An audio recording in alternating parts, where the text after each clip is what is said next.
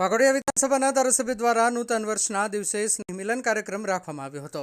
વાઘોડિયા વિધાનસભાના ધારાસભ્ય ધર્મેન્દ્રસિંહ વાઘેલા બાપુ દ્વારા દુમાળ ફાર્મ ખાતે નૂતન વર્ષ તેમજ સ્નેહ મિલન કાર્યક્રમ રાખવામાં આવ્યો હતો।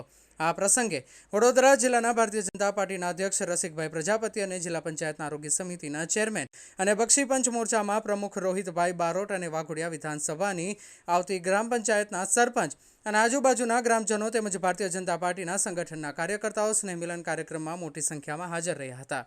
રિપોર્ટર સંદીપ પટેલ, વાઘોડિયા। ખરેખર તો એવું છે કે આ સ્નેહ મિલન કાર્યક્રમ નથી, દર વર્ષે અમારા નૂતન વર્ષા અભિનંદન માટે તમામ મારા વિધાનસભાના લોકો મને મળવા માટે આવતા હોય છે।